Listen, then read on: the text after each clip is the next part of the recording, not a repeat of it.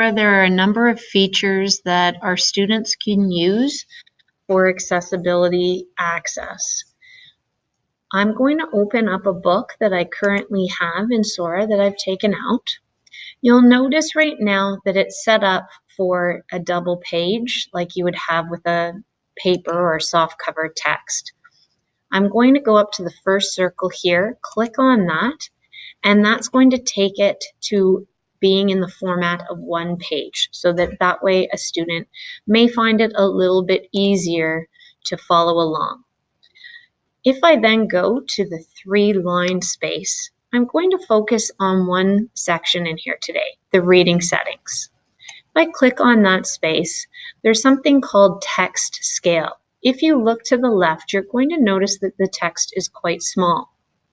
As I take this marker to the right-hand side, you're going to notice that the text increases quite dramatically. The great thing about this is a couple of things. One, the student can see it more clearly. The second is that a student can also feel that it is a lot easier text to be able to read as opposed to something that's really small and overwhelming. So they may encounter books that they feel more comfortable reading now in comparison to a paperback copy with the smaller font. From there, we can then go back into reading settings and look at the different colors of lighting. Bright is the one that is set for the publisher's default. We can then go to sepia, which is giving you a nice soft background, or into dark, which allows some of our students who have visual challenges to be able to see the text a lot clearer. It also allows some people who find their eyes getting tired with the white background a chance to give their eyes a little bit of a break and have that darker background with the white text in front. Going back in there once again, I can then go back. I can go down to open Dyslexic Font, which gives us that nice clear font for some of our students that allows the text to sit on the page a little bit better for them in order for them to be able to access the text.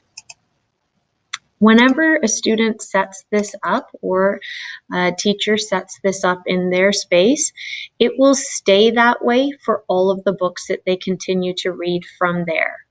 So once you've done it once, you don't have to repeat it for every book. I'm going to head back to the publisher's default, and that's going to allow me to go back to the way that it was originally. I can then click on Done, and that gives us the space back the way it was. Something else that we can do is we can click on the beginning or anywhere in the text, and we can drag that across and highlight that whole space. So we click Highlight, choose a color, and then click out of there, and that will keep that highlighted for us within the book. I can then click on a word once again, select it, and then I can get the definition for that word.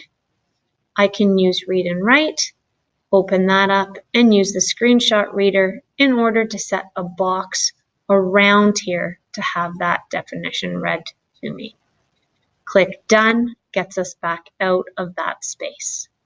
I can also select a word, highlight it, and then select a different color and create a note.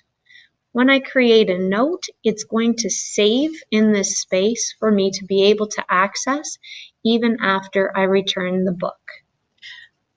So I can enter my note right here. I'm also able to, on a Chromebook, use the speak or the talk to text feature, which would allow me to speak right into this note, and then I would click Done, and that would save that for me. If I click once again in the middle of the page, I can close this space out, and I'll show you where you can find those notes. If I go to a couple of different spaces here, I'm going to be able to find them.